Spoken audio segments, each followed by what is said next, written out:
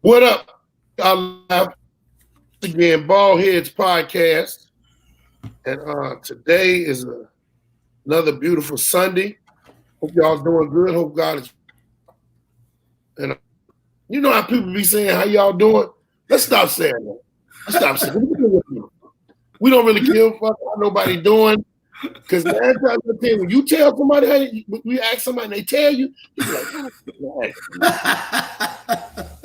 you ain't lying. It's a long excuse. But I got my dog on the line. My big brother in the game, always been a good mentor. Crazy as hell. If y'all don't know him, that's because your life ain't been shit. My man George Willborn, the original. My man. Yeah. What up, Baldhead, man? It's an honor and a pleasure. Always, brother. Man, always. It's my honor, my pleasure, brother. You are certainly my little brother, but you know you my big brother as well, man. Just glad to be, here on your podcast. I've seen you when you first, started. I know your whole story, man, and it's just tremendous. You're doing a bang up job, man, obviously. And the fact that I'm not surprised, made the pivot like, many of us have done, all of us almost need to do, and not all of us can, to the social, the way that we're doing social media, the way that you even reaching out right now, the industry has changed in a lot of ways, and you just on point, bro. Very, very proud of you. Let me tell you something, man. I'm grateful to hear that. This dude, everybody know I was locked up. I was locked up in Minnesota for like 4.5 years. And I was in a hole for a year. The dude that was next to me, never seen his face. But we talked every day, old cat. He said, hey man, when they let you up out this hole, man, before you leave, you better take these computer classes. And I said, man, what am I gonna take computer class for? He said, let me tell you something, young blood, I ain't never going home. He said, but I'll be reading. He said, if you out there without that computer shit, you're going to be lost. He said, you're going to meet a lot of people. If you do it, excel in it, get on the internet, learn about what's going on, you're going to be looking at people stupid when some come up and you're like, man, I don't do that. And do you know there's so many people that do that? Hell yeah. You got people who wasn't even locked up, and wasn't even gone and still don't even have no clue. What was my man's name? 7923629. Actually, this is the funny part. His name was Gary Cooper. Gary Cooper. Wow, Gary Cooper. Man, Gary, famous name, boy. He was in Oak Park Heights. Yeah, that nigga killed everybody in his house. Are you serious? Man, I'm not joking, man. And I was like, the way he was so calm, so cool. I'm like, man, when you getting out? That motherfucker said, oh, I'm never gonna get out. Wow. I said, damn, man, well, what, I don't want to be all in your business, but with the way you laid back and cool, it's like you're finna get out tomorrow. He said, man, I didn't realize this suddenly. He said, I had 4 or 5 appeals I tried to go, they wasn't going. He said, I killed everybody in my house. And wait a minute, they say. Yeah, he said, I said, damn. What the hell did you? I said, why would you even be asking to get an appeal if you killed everybody in your house? And how many people was at home? All they need to be is 2. The man say he worked hard every day. Mm-hmm. He does everything, and he's supposed to did. He said he lived with some very unappreciative people, and one day he got up and they got on his nerves, and it was it. He said he didn't shoot nobody, stab nobody. He broke everybody's neck in the house. What? Yes. He grabbed me. Oh my God. He said when the police got there, only motherfucker was there was the dog. And the dog was scared. I'm sure the dog was like, whoa, I've been here with you, bro. I don't mean to laugh, obviously. I don't mean to laugh, but wow. Hey, man, look, I looked at that shit and I said, man, one day, you never know, one thing could change your entire life. one second of one day can do just that, you know. But look at you, man. Look at you, you know, that what a tremendous testimony, Baldhead, you know, for your celly to be a person, you know. He wasn't my celly. Well, I mean, your neighbor. Your neighbor. No, that's just celly. No, you had no. Right. Well, your next door neighbor to have that kind of insight to give you some knowledge, even though he's never going to see the light of day again. And for you to take that knowledge, man, that just, you know, once again, that's a testament to, you know, a true survivor, bro. You know, he was the same dude that told me, you ain't coming back in here. And I said, hell no. But I said, how you know? He said, man, I done seen him come in and I done seen him come back. And I know, he said, you the only person that's been in here. And I did 4.5 years. He said, you complain every day. You didn't never get used to it, huh, bro? Baldhead, you didn't never get used to it. Hey, one day, man, I walk back. I said, man, somebody took a shit. And you can smell it on the thing. I said, hey, so ain't nobody gonna say nothing about this shit. They don't got no aerosol in there. And I used to have them niggas laughing, but I wasn't. You were dead serious. Hey, he didn't know the rules. You drop one, you flush one. That's how it goes. I don't know what but we got a lot of stuff going on today. I'm also kind of waiting for my other guest. But I'm gonna comment on my man Johnny Coolhouse Starks. He said, "What up, my brother George Baldhead? Salute." You know, that's from the radio. My brother from the radio. Starks Radio, my man Kevin finna get married. Okay, congratulations. Yeah, congratulations, Kevin. Congratulations, and I'm sorry. They go hand in hand, bro. My girl Gwen, the lovely Gwen Shaw says, "Good afternoon, Baldhead and George. I talk a lot of customers to have the clue what they end up about that." Yeah, she said she talked to a lot of people. Ain't got no clue about the internet. Hey, Gwen, they definitely, Gwen, they stuck, and some people don't even want to try, you know, unless you're forced to.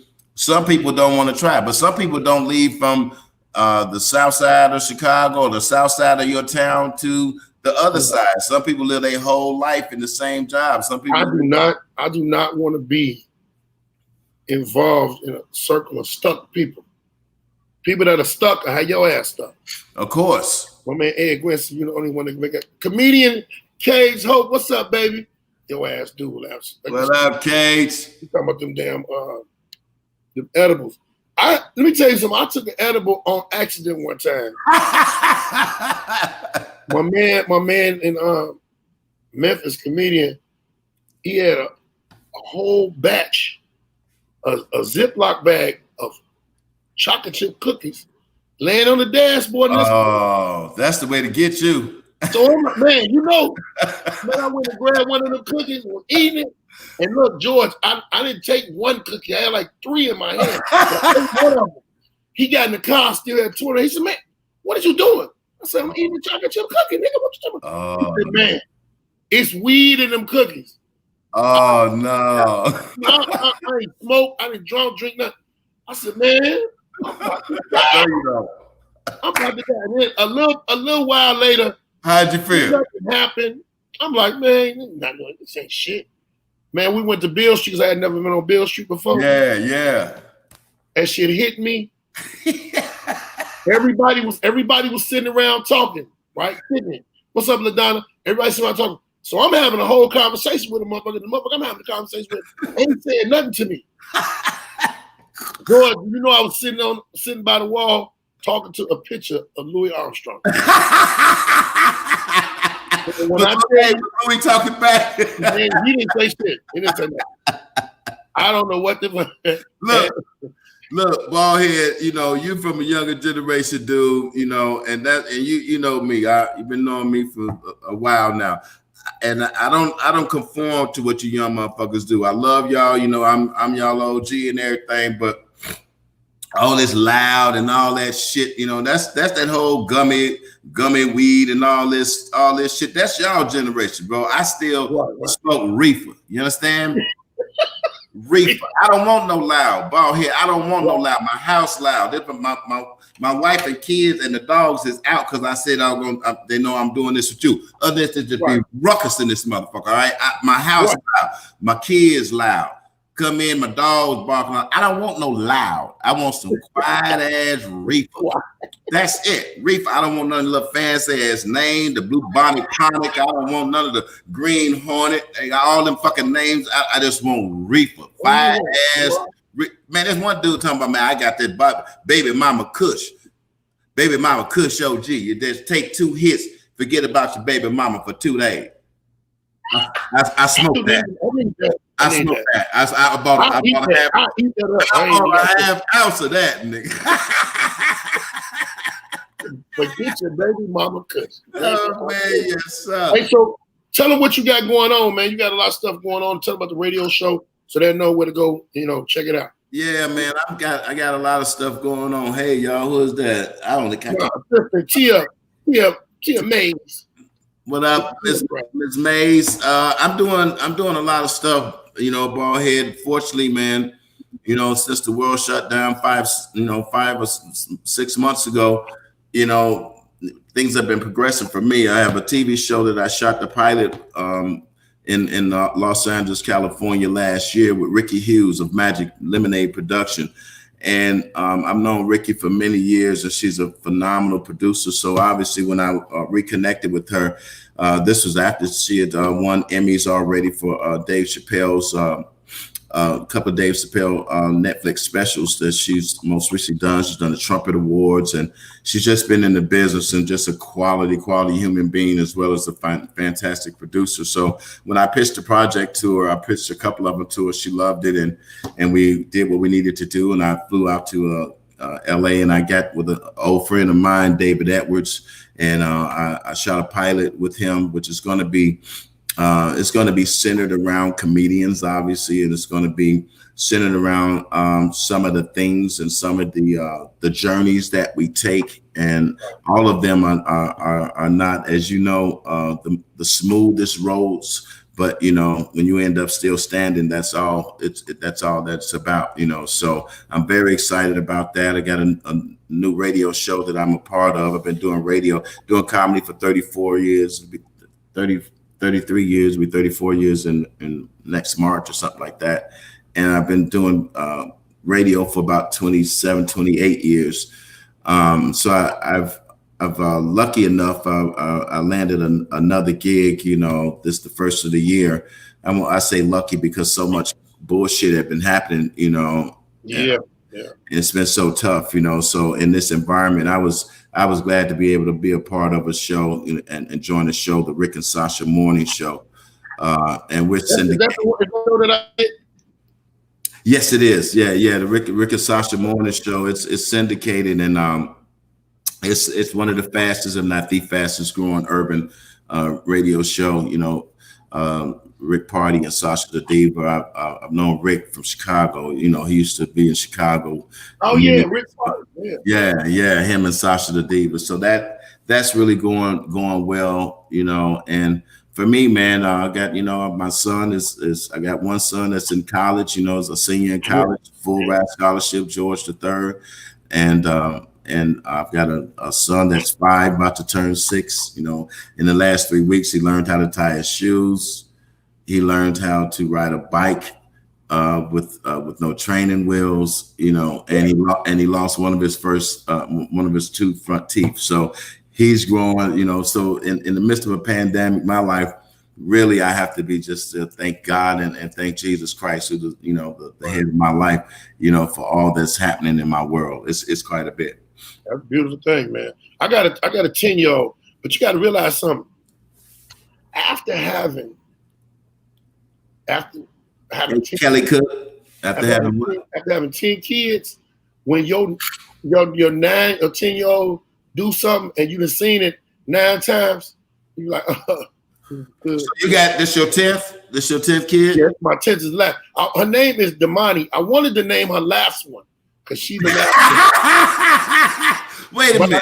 I named her Damani because she's the last one I'm spending the money on.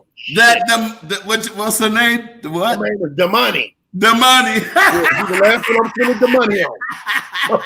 And she gonna take all the money. Hell yeah, man. 10 kids, man. I didn't know you had that many kids. How many baby mamas? Majority. No, that's a whole nother. It's a podcast. How many baby mamas? I got 8 baby mamas. 8 baby mamas and 10 kids. All right. And it's like I got the before comedy kids. The before comedy kids is the drug dealers kids. The drug dealers kids always they older, they grown. They basically grown now. My oldest son is Prince is 27. So they grown now. Now you got 20, I got a 27-year-old all the way to a man. So my daughter is 10. When she be doing shit for the first time, I'll be like, ha. Fuck out, y'all say that. I've seen this 6 or 7 times at least. Man. How's your relationship with your baby's moms? Do you like if you broke it down percentage wise? Do you have 90% of them you cool with? 60% you got good relationships? I'm cool with all. I'm cool with everyone except for 2. Two of them I'm not cool with. Okay. And it ain't even the last one. The last one, me and her, we real cool. I got 2 girls. They mothers just think. Because I done been on. Let me tell you one of the worst things that happened. For Leon and Tony to give me the honor to be on the radio. Now I was on the radio and they were teaching me stuff, which like progressed this. They thought I was on GCI making a lot of money. Gotcha. I'll be getting up early in the morning, get on the morning show for nothing. Oh, you ain't doing that for. I said I'm doing it for a reason, but man, I was in court. He on GCI. He on comedy. One of them was like, he get residuals from comedy. I wish I was getting some residuals from comedy. Look, a baby mama will see you collecting cans and swear you making a killing. So man, hey, my man, Kula said, "Brother, I salute you, my dude. I couldn't handle it." Hey, I got trouble with the 2 I got, man. He goes to bar, do you know how to use a rubber? LOL. Hey, look, let me tell you something. And how you know it's gonna be your last one? Did you get fixed? No. After 10, my pullout game is excellent. Nigga, your pullout game is horrible. You got 10 kids. It does not. Yeah. I'm your brother. I'm your brother. I'm not gonna lie to you. Your pullout game is garbage, nigga. It is not good, man. It is not good. I look at it like this. As long as I took care of and did what I was supposed to do. Now that's true. I'm not the best. I'm not the best. And I'm very argumentative, very stubborn about stuff. I'll tell baby mama, look, it's 2 of us. It's 2 of us. I said, I put it in, but you cock back. So we both gonna do this. Your push in game is on point, nigga. Yeah, but hey man, it don't matter. Name them right quick. All 10. Princess, Toya, Prince, Damani, Shalisha, Edward, Shaquille. Damn, that's 7. That was Shaquille. Damn, you know what? Why would you do that? Why would you do that? Fuck. Hey, I got 3 kids' names. Hey, 3 of them gonna be pissed at a motherfucker. I said Princess already. Yeah. Let me see. Damn, it's 3 motherfuckers. Yeah, 3 left. What's the young girl name? You forgot? Damani. That's because she with me all the time. All right, you got 2 left. You got 2 left that you're fucking up because you can't remember. Yeah. Let me drink this shit. You got 2 more left. I swear to God, I can't. That is so. Nobody never did that to me before. I'm sorry. It don't matter. I don't give a fuck. I know who they are. When they show up, oh yeah, it's just you. I forgot.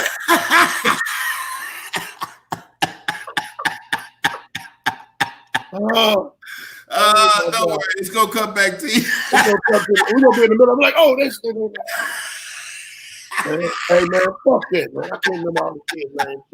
I know when they call me. You know him when you need to know him, and I know the baby mama's names.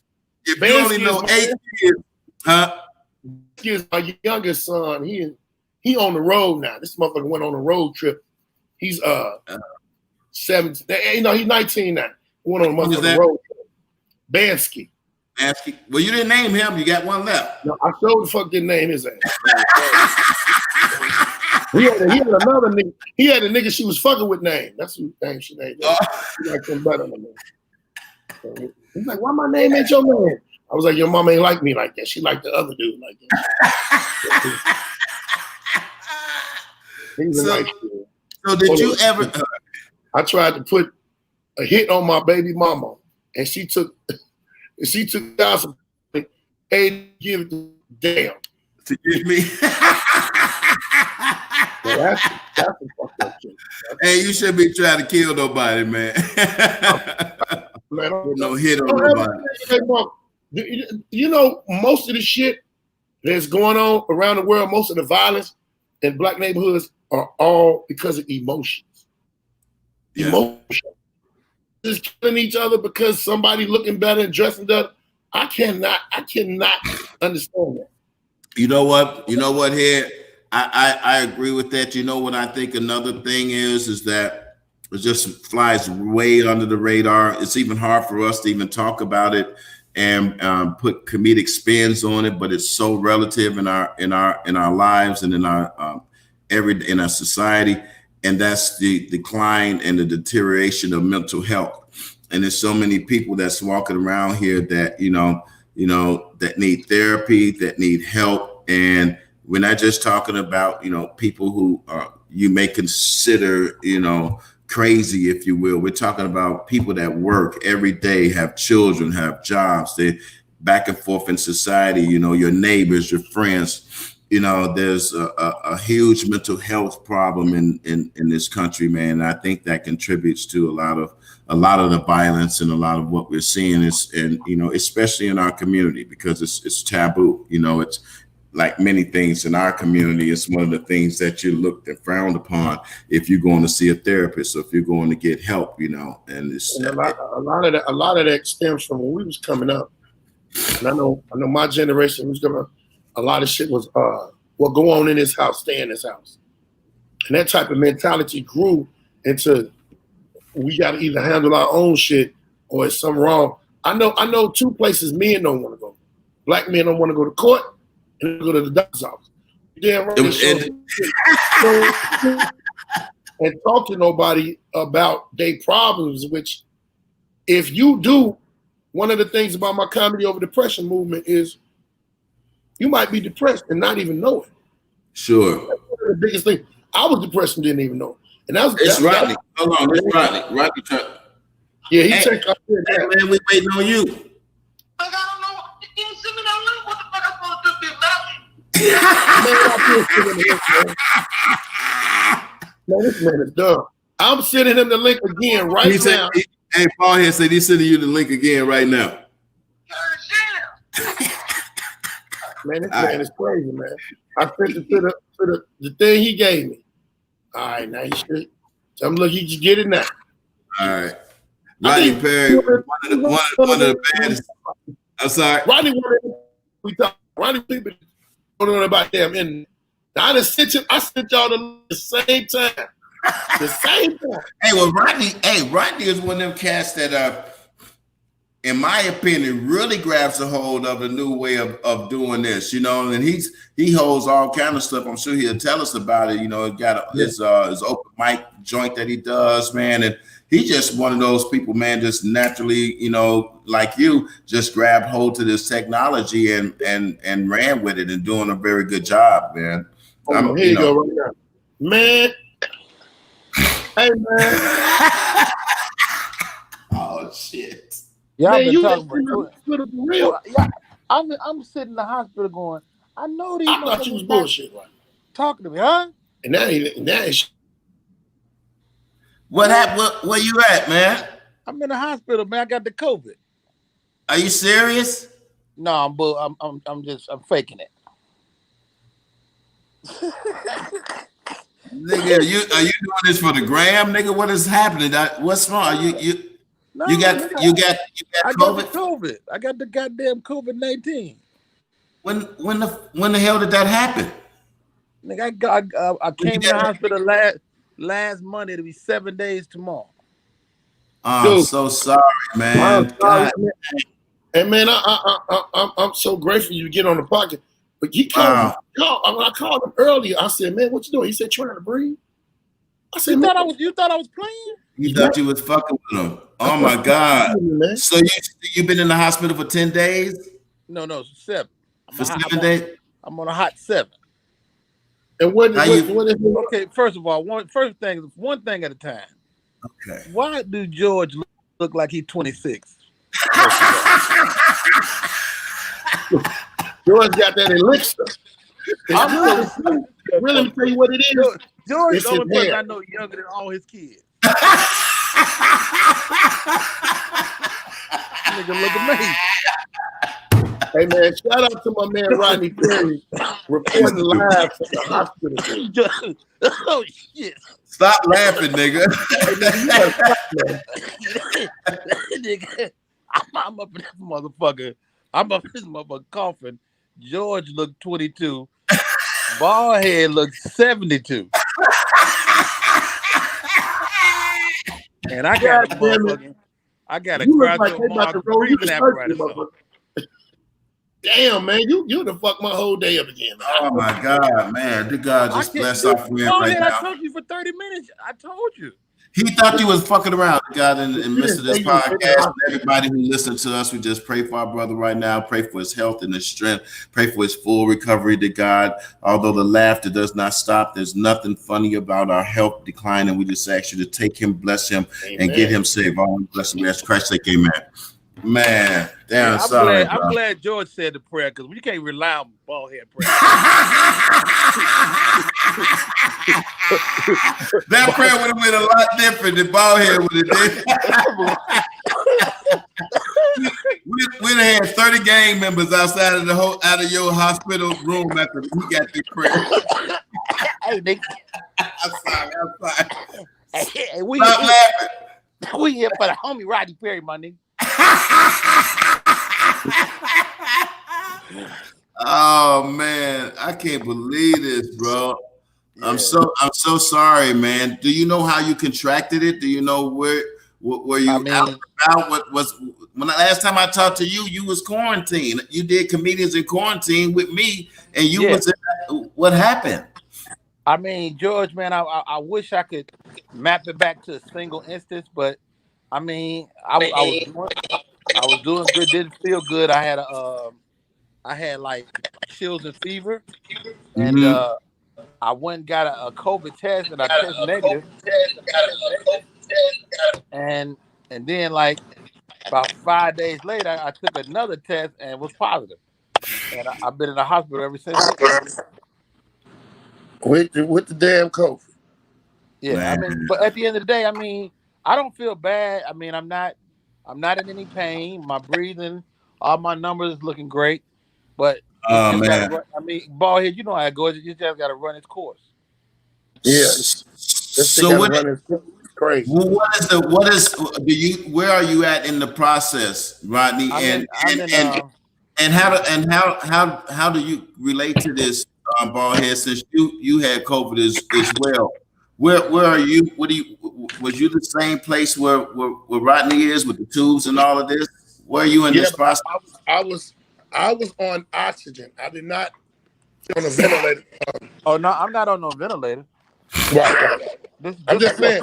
That's all happened to me. A nose cannula, and so I'm getting like oxygen here, but I'm also getting a heated version of oxygen to help break up the mucus and stuff that come along with the whole COVID shit. Yeah. Damn, bro. So sorry, buddy. So sorry, bro. Oh no, it ain't nothing. It ain't nothing to worry about, man. Nigga, it is something to worry about. Man, you crazy? Nigga, yes, it is something to worry about. Let me tell you what's so crazy. Hey, George, when you hear me go live and I be like this,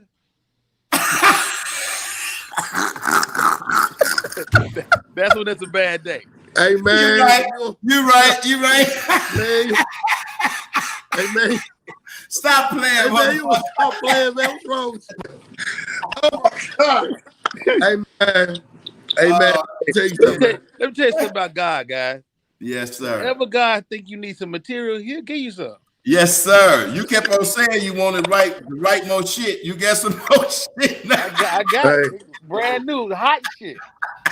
The hot shit.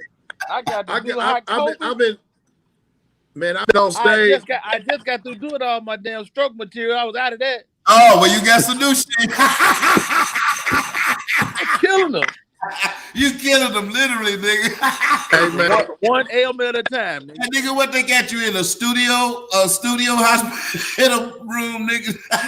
you know, I'm a vet, so I got I'm at the VA. Oh, good. They take care of you. They take care of you at the VA.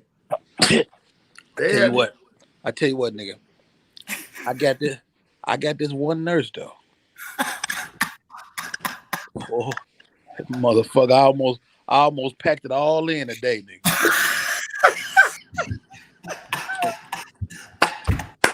you see a woman, you be like, man, I ain't about to fuck my life up over that young lady. I almost fucked the whole thing. You almost pulled the tubes out your nose. Oh man, you know what? It's all plug and shit. Oh look, here she go. Huh? Ma'am? Yes, ma'am. I can't hear you. What's your name? Look, she knows I was talking about her little fat.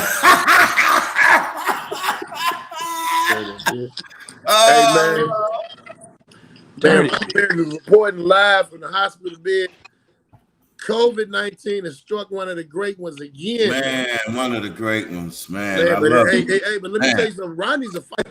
When Rodney had the stroke, right? Could nobody get to him? We was all messed up. The first time I seen him, hey George, this something one of the books. First time I seen him, we was at a little dive they got down there called Cat's Cafe, working out on this material and all of that.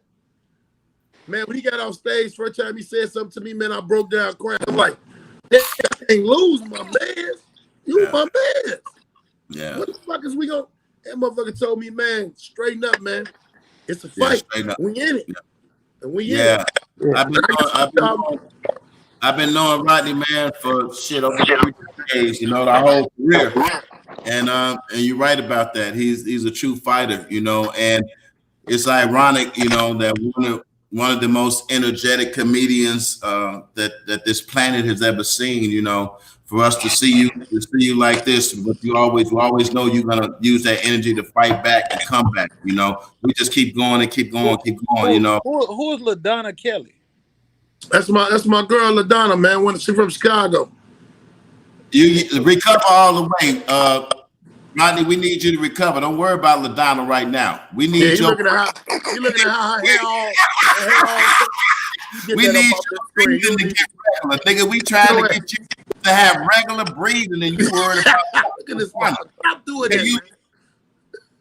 Don't worry. You worried about LaDonna? You supposed to be trying to breathe.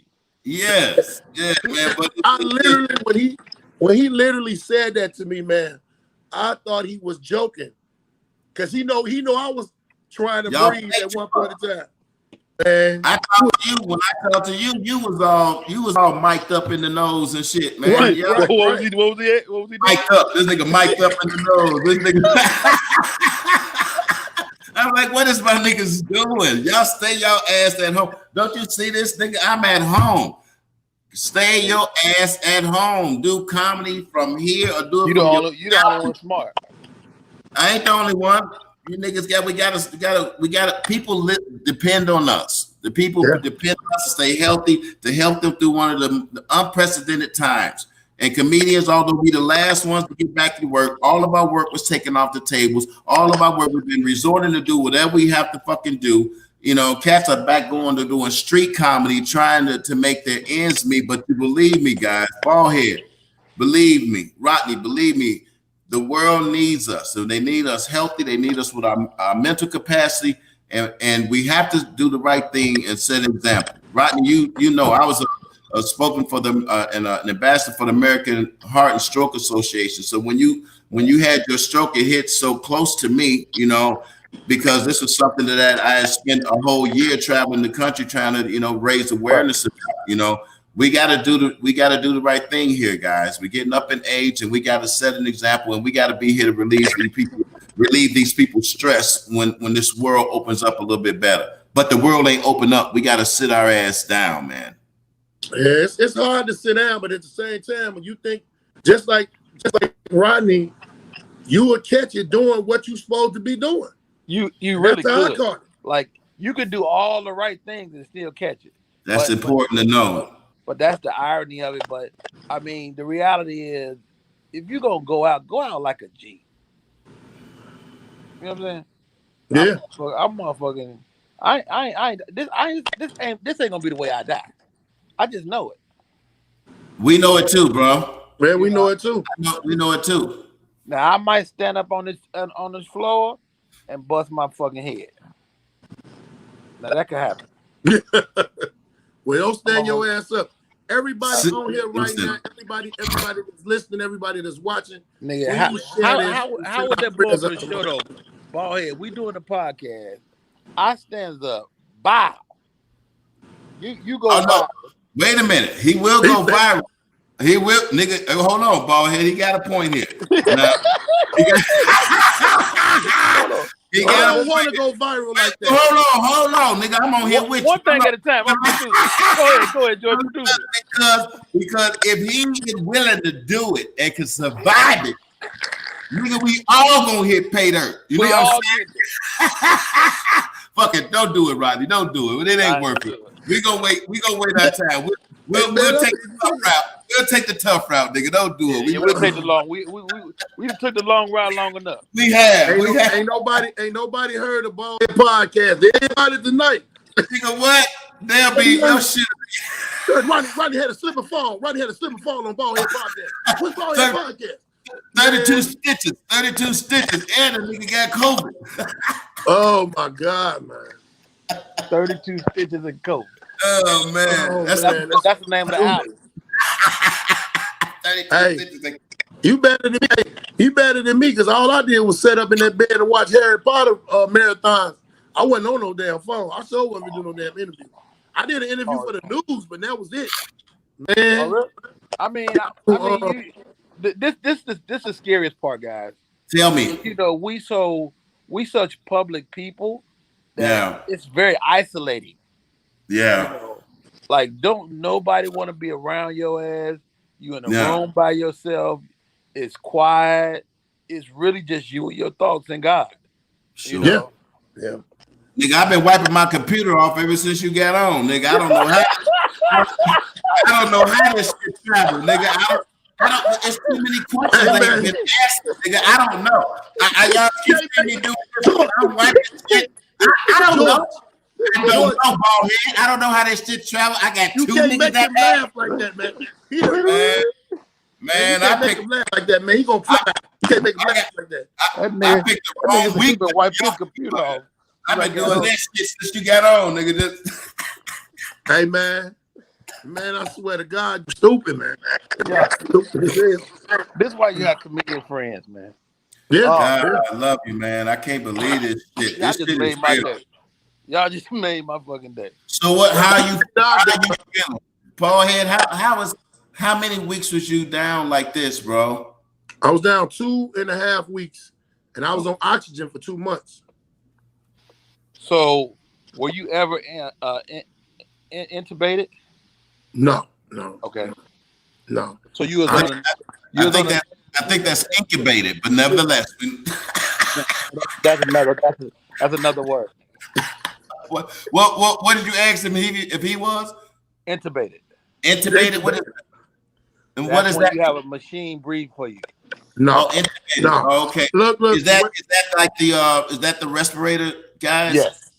Okay. Let me tell you what happened, Rodney. You don't want that. It was a nurse that came in that knew I was a comedian, and she actually from my neighborhood. She told 2 other black nurses They came in when they could come in. You know when they come in, they got to be full riot. They got to put. So they told me, oh no, this motherfucker come here. There's one lady come in a motorcycle helmet on. I'm like, where you going?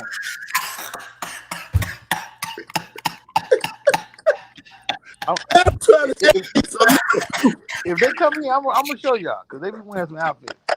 Hey, the lady came in and she told me, I need you to do this for your lungs. And she was literally telling me, breathe from my abdomen. Do it every time I get a chance. Breathe from my abdomen. Breathe slow. Breathe, be steady, and keep doing it. Breathe in deep as I can, as much as I can. And that's going to build my lungs up. And man. Did it work? Yeah, it worked. Clearly. I mean, clearly. It worked. Yeah, it worked. So I was like, man, thank you for that. How far you running now? Okay. I ain't running no motherfucker. Oh shit. Oh, it cut out. Oh shit, you cut out. Nigga, don't do that. Whatever you do, nigga, don't do that. We'll have to stay live, nigga. We'll have to stay live. Hey, I'm sorry, man. Man, I don't even remember what we was finna talk about today, man. Nigga, we ain't gonna talk about shit. This nigga is live from motherfucking General Hospital. You can't ask for nothing better than this, nigga. Hey, where Luke and Laura is? Luke and Laura now. Tell Luke and Laura to come on. Hey, you know one thing I do know. Chicago comedians, y'all are some of the toughest motherfuckers I ever met in my life. Yes, now, Lord. It's hands down that we are the most talented and we've honed our craft and we have the most camaraderie and the most brotherhood than any comedians. And I literally mean no disrespect to other comedians. You know, we all have friends from all over the world and all over this country that we work for and we respect. But it ain't nobody like Chicago comedians. And I mean, all the way from my big brother, Bernie Mac, from all the way to whoever the youngest comic is that's making some noise and doing it the right way, the way Chicago do it. You guys, man, are just, it makes me feel good as a comedian coming, 30 plus years in the game and came up the way I do to see the way that you all handle yourselves and handle your business and handle your craft and how fucking tough you are, man. It makes me proud to be a Chicago comedian. That's why another reason. What you think it is, G-Dub? I mean, you can see your man. What is it about Chicago that affect us like that? I think it's the cold. We can stand that motherfucking cold. We stand any motherfucking thing. Well, that's one thing. The Hawk ain't never no joke, but I think where we came from, guys, is such, it's such a unique place in that especially from the south sides of Chicago and the west sides and some of the environments we came up in, Rodney and Baldhead, the survival rate was very, very small for us. And then the success rate was even smaller than the survival rate, and I think that drove a lot of comedians, and I think that made us be more. I think Chicago make funny people too. Like we might be funny in front of people, but you got a cousin. That nigga is hilarious. Hilarious. Man. We had so many funny motherfuckers around us. That's a good point, man. We had the courage enough to get up there on the stage. And I've always, on my block right now, it's a motherfucker that will tell me, man, you ain't funny. I'll roast your ass. And you don't want to fuck with him, do you? And yeah, because I told him, I used to fuck your mama and walk out. Hey. And one of the other guys was like, he did though. He did. It might be your daddy while you trying to roast somebody. Yeah, while you trying to roast me. I'm your father. I got 10 kids that I know about, nigga. Man.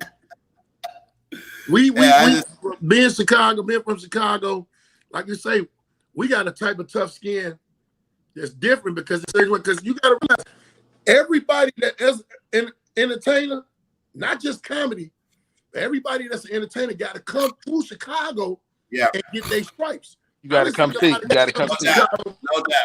I don't see a lot of cats come to Chicago. For me, I was kind of an outside kid because when I graduated, when I left Chicago my sophomore year of high school, and so when I started hitting TV, they was like, for Chicago, niggas was like, who is this? Who is this little black ass nigga talking about he from Chicago? Right. And so I had to really make my name. I remember that. I remember that, and I remember us catching up on. Everybody want to claim from him. I was like, no, that nigga is born and raised. He just left at an early. You was one of the people that vouched for me, G. You vouched for me, motherfucking like Damon vouched for me, and that shit just made my shit real. But I still had to get on that stage, and motherfuckers had to see it too. That's it, and that's how Chicago is too. Chicago audiences they're such, and I don't mean this in a disrespectful way. They're such a trained audience. They are so used to seeing such hilarious, drop dead funny people that your name means nothing. It's about your craft. They don't care if you got a big name. They don't care if you're a big star and you're whatever of comedy. They like, how funny are you right now tonight for this $22 or $32 or $42 that I paid? And that's how Chicago, even when I was doing All Jokes Aside, we were doing 29 shows a week. Every show, them Chicago how many people, shows? They were 29 shows starting Monday to Sunday, nigga, every day. And those comedians knew that audience wanted them to be funny. They didn't care what their name was. Chicago, man, got the best. Chicago, one thing. Chicago. Who made all that money? Mary Lindsay, Raymond Lambert, and James Alexander. James Alexander. They made them up. One thing about Chicago, the audience will trick you though. When you come on stage, they give you so much love, like and then they do this. They be like, let me see what you got, nigga. Let me see what you got. Right, I think the only audience that's worse than Chicago that I've experienced, but I haven't experienced it through me. It was another comedian that I know. Indiana got the attention. Indiana got the attention of a wooden spoon. I said, what's your worst show? What was your Detroit is not a game. Oh, Detroit don't play. Yeah, Detroit don't play. You gotta come. What place was? Because I remember mine, the toughest place you ever performed, where you didn't quite know. Well, however the show turned out, it don't matter whether you won them over or not. But what was the toughest place, and where was that you performed? I know mine.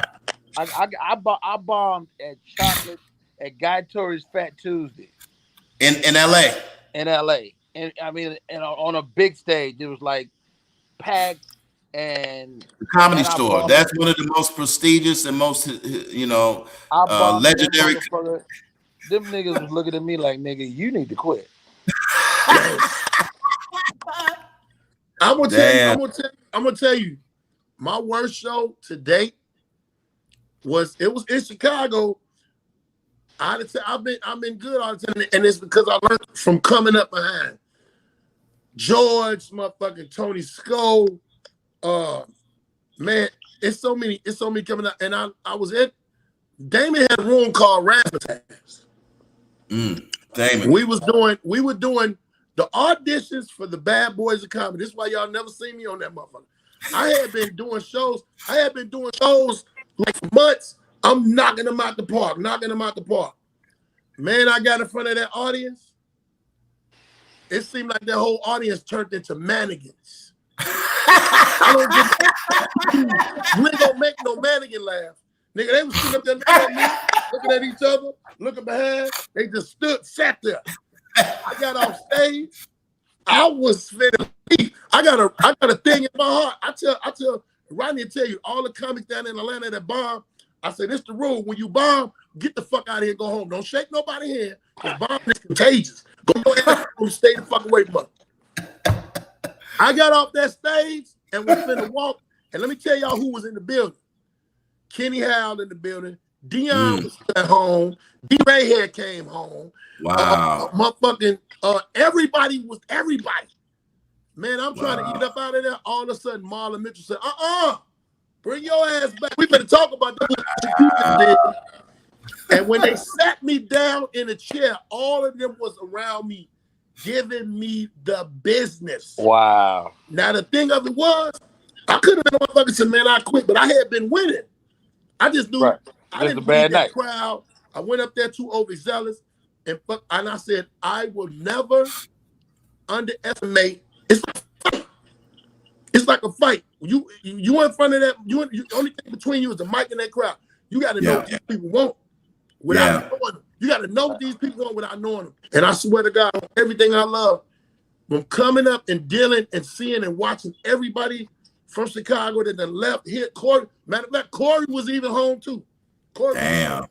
Wow. You had the whole fucking. I got schooled. You had all the made men was there, baby. Man, and I bombed. Marlon Mitchell is still one of my favorite comedians in the world. Hilarious, phenomenal, and tremendously underrated. Now let me tell you this: years ago, some decades, thank God, I did a show at the Peppermint Lounge in Newark, New Jersey. Legendary.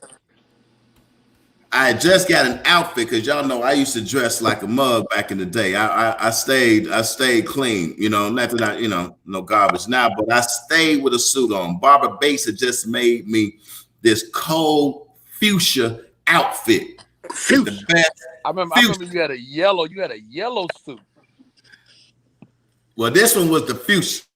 Oh, and it had a fuchsia slacks, and she had made me this top hat of like a pink or fuchsia top, and this shit was cold, nigga. I went up in New Jersey in the Peppermint Lounge, and when I walked in, I knew I was in trouble. I knew.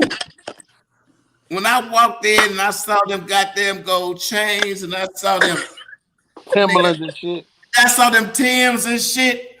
I saw them niggas with the head looking at me like the RCA dog, like that. They start turning their head.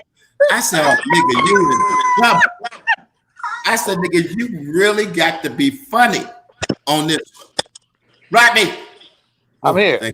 Okay, nigga, stop playing. Oh, you scared the shit out of us again. So I get on stage, I guess about 11:30. It's late night in Newark. I get on stage. Now the place packed. It's like a place that you would film the Brad Pitt's fight night, fight club. It wasn't even a real club. It was like an underground, I don't know, beat 'em up place. And I get on stage. They introduced me all the way from Chicago, George Willborn. I got on stage, nigga. I got my shit on. I said, hey, how y'all doing? They said, Hammer, how you doing? Hammer, how you doing? Man, the nigga start calling me MC Hammer, nigga. Oh, man. I mean, the whole crowd, like they passed a note out or something. Like, man. Them niggas had a meeting. They playing that. They passed the note on me, Baldhead. They passed the note around. But I tell you, about 40 minutes later, nigga, I was still up there. My hat was cocked to the side. I got out. Man, I was tougher with them motherfuckers, man. I got out of there, motherfucker, unscathed and with a whole lot of fans. But I never wore that fucking outfit again. I love you, Barbara Bates, but you fucked me up on that one. And Barbara Bates back then was shutting them out on people, man. She was putting people to shame with outfits, man. Yes, sir. Man. I don't even understand this, man. The camaraderie that you have to be a comedian. Who's better that y'all saw live, Bernie Mac or Robin Harris? See, I don't play that game. I'm gonna tell you why. Okay. Bernie was like my brother, and like 7 days out of the week, 5 of those days, he was over at my house, I was over his. The same goes true with people that I grew up honing my craft. Adele Gibbons, Cheryl Underwood, Ali Leroy. These are your classmates. Yeah. Them are my classmates. We was all in school together. We was all looking at other performing artists at the Cotton Club on the south, on downtown Chicago, where R. Kelly and MGM and all of those young artists was all coming up. We're all in the training ground together. So I don't see it as a who's better or who's not, because comedy is subjective, and there is no funniest person in the world. It's the funniest person in the world to you, or to you, Baldhead, or to me, But I would say from, that's a hard pill to swallow for me too, because I looked at, honored, and respected both of them. when Bob Sumner met me, Bob Sumner put a thing out and said I was the next Robert Harris. And I told him, I said, it was an honor for him to say that, but I want to be the first bald head.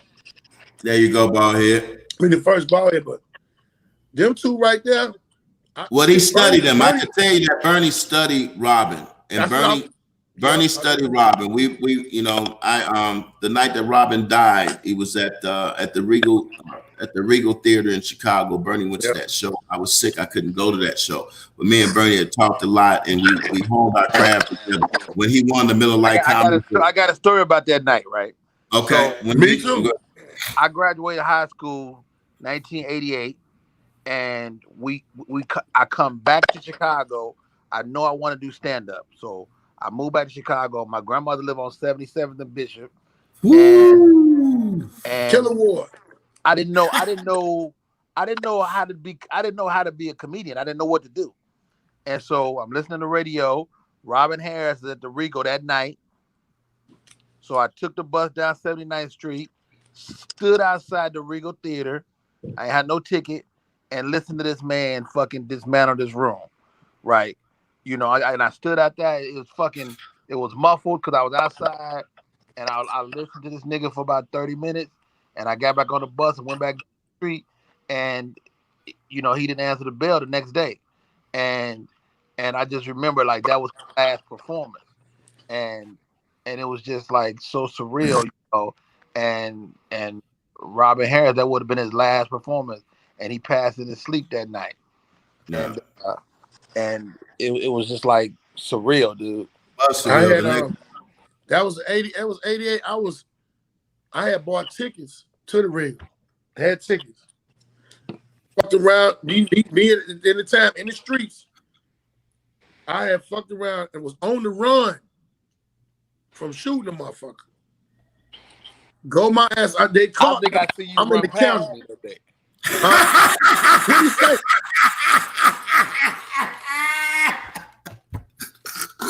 That is not what happened. Shut up, fool.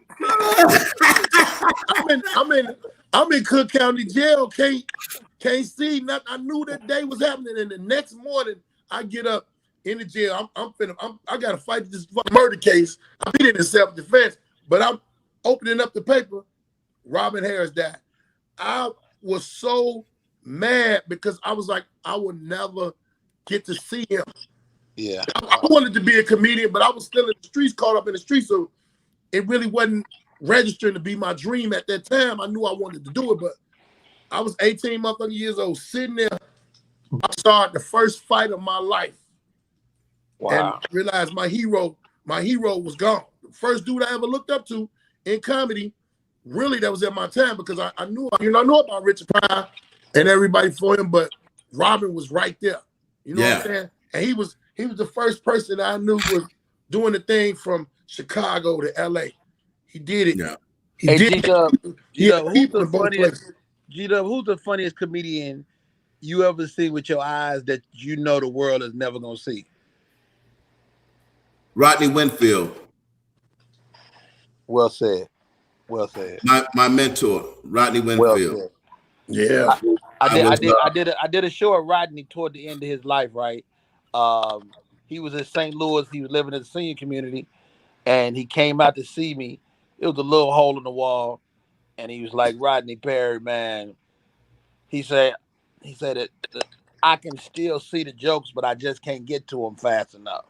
Well, he couldn't. Rodney Winfield was a mentor of mine. He was one of the many comedians that came up through All Jokes Aside and used to just destroy that 300-seater room for every show. Standing ovation. I learned timing from him. I want to tell you before I go, I'm not leaving. Absolutely. He had some of the most incredible, iconic lines, but his timing and his confidence on stage and what he believed in what he was saying, was what I was drawn to. And luckily for him, he was drawn to whatever he saw in me as a young comedian. So he pulled me to the side and very good friends and up until he died. And I knew all of his jokes and all of his material, and I'd take him on shows with me at the end or later on in his life. and I would take him with me, and he would like, George, I can't remember this joke. What is it? And I would tell him what that joke is, or sometimes he ended up repeating a joke on stage. But in his heyday and at his best, he was, to me, hands down, any comedian I has never seen. The impeccable timing and just the craftsmanship and the fearlessness that Rodney Rodney Winfield had. I've never physically seen anyone on stage or work with anyone like that. You know, with the only thing comparable would be Bernie Mac, and Bernie and I would watch Bernie, and this is the raw Bernie. This is the Bernie that the world would never see. George, do you remember this guy? A guy by the name of what's that motherfucker name? A guy by the name of, God, it just slipped my mind that fast. That's that oxygen. I know, right? He He had a little cocaine in it. no, it got a lot of stuff. It ain't got none of that. No. What city he from? He won Star Search, $100,000 Star Search, but Michael Collier? No, not Michael Collier. He might predate Michael Collier's Star Search, but the dude ended up being a serial rapist. Vince Champ. What's his name? Vince Champ. No, I didn't know him. Vince Champ won Star Search. Wow. And he ended up being a serial rapist. And the only reason it caught up to him is that his agent was like, "Wow, that looked like this this whole series of rapes looked like Vince's schedule." Oh, damn. He was raping on the road. He was raping on the road in college dates. Oh my God! No, I never heard of him. Hey man, do you look know him up, that Vince sound Champ? That sounds like a fucked up tour, raping on the road. Yes, Okay. I'm gonna pass. I'm gonna pass on that. I need somebody. Yeah. Man, he drink that shit. Yeah. It's ironic though, man. So many tremendous. That's the other show that I'm doing, and Baldhead, you kind of know about, you know, and had something instrumental to do with a sizzle reel that I wrote a show called The Tragedies of Comedy, and so many of us have stories, and you know, you see the comedy, and the tragedy faces, and you see those and hear those comparisons, but people don't really understand that it is real life. It is a journey that a lot of most comedians, and I dare to say the vast majority of successful comedians, they have another side of them, or a journey that, you know, is very dark and very. Does anybody know what Montana Taylor is? Oh my God! See, no. Anybody seen T.P. Hearns? I haven't seen him, but I heard he's walking around. Yeah. You know, I've been looking for Dana Point. Dana Point. Wow. Hey, do you remember this girl, George? Kathy Milton. Kathy Milton from LA? She's from LA. Her big finale, Baldhead. This girl would drink a 40 at the end of her show. What? A 40 from zero. She drink a whole. They say it was like apple juice, but even a 40-ounce apple juice is a lot. That's a lot. Okay. What about Daryl Heath? Alex Thomas. Alex's tremendous steal to this day. OG, triple OG. Whatever happened, they used to be a team. Alex. From what I understand, Daryl Heath got caught up. You know, because Daryl Heath was kind of had a little mini relationship with Eddie Murphy ex-wife. Oh, with the real pretty supermodel one. Okay. And he got caught up with that. And then he ended up with some propecia, his eyebrows fell off with some crazy shit. Oh man, she fucking niggas up. Somebody sat on his face. That's the worst thing a bitch can do, is take your expressions. You don't know if the nigga saying what? You know. Hey man, that nigga needs eyebrows. This been one of the craziest setback shows. I've never had a show where we did not talk about nothing, but we made everything real. I thank y'all, man. I thank both of y'all. Rodney, thank you, buddy. Let me tell you something, Rodney, man. I love you. You know I love you. whatever you need, text me, call me. I'm there. I'm going to go get all the vitamins you gonna need. Yeah, you know what he need. Where are you? You in Atlanta? I'm in Atlanta. Yeah, I'm in Atlanta. Yeah, oh, you here with us? Okay, good. Yeah, you can get to him, Baldhead. You can get to them. Hell yeah, I'm a Uber driver. I can get to anybody. Okay. I'm gonna Uber a whole bunch of drugs to his ass. I know they're not gonna let me in there. Come on up the window. Nigga, it's the VA, nigga. You can get it in there. Don't. Hell no. All right. But let me tell you something, man. Rodney, George, I meant to thank you. I don't know if I did. George Willborn was the only person that when he hosted All Jokes Aside from beginning to the end. When Jokes and Notes came along, he was a host of Jokes and Notes, started doing his thing with Michael Bazin. Schedule got busy, he had to get on up out of there. And a little rail was there, a couple more people, but George Willborn literally on stage passed the mic to me. And that experience right there, that one night, if I never ever learned anything, I learned do what you got to do, be great, stand on it. That's right, man. Stand on it. These other motherfuckers, don't worry about them, worry about what you got to do. And that's right, man. I love you. And I love you back. Thank you. Hey, man, you're more than welcome, man. I remember the first time I met you. You know, you had Butters, you had Butters all the way down, you know. Finger wave down, you know. And I kept it 100. I saw your talent and I saw your gift that day, you know, and I think I probably expressed that to you then, you know. Yeah. And it only grew from there, you know. So I respect you. I received that. Y'all know how I feel about y'all, you know, as comics, but more so as Black men who have shared a gift that God has given us. And we do have the toughest job in the world, you know, but it's one of the most important jobs in the world, you know. That's why we have to stay healthy. We have to do the right thing. And we have to, because if we don't have people to make us laugh, then when you're in the hospital or when you in isolation and you don't see no hope, what the hell do the world have? Yeah. What do they have to hold on to? So we got to keep doing what we're doing. You are two of the most brilliant comedians I've ever had the opportunity of working with, and it's just a blessing from God that I also get a chance to be you guys' friends. So, you know, just anything you need and anything you want, Rodney, anything you need, once you get healthy and ain't coughing on motherfuckers, I got you. You know, I'm not fucking with neither one of y'all, and for about another 4-5 months, we can do this shit, man, for the next all day, nigga. You can call me an hour from now. I'll do this shit again, nigga. But you know, no. Hey, that nigga, man, you stupid, man. Hey, let me tell you what that nigga Marcus Combs did, man. Marcus, I didn't have no mask. Right? Marcus Combs drove all the way from his crib, brought me some masks. He texted me. I'm at the door. He heard me on the other side. He said, hey, don't open that goddamn door. If you open that door, I love you. All I heard was, that's my nigga. Drop the mask, got your. I love hey, man, I'm gonna wrap the show up, man. This show ain't been like no other show.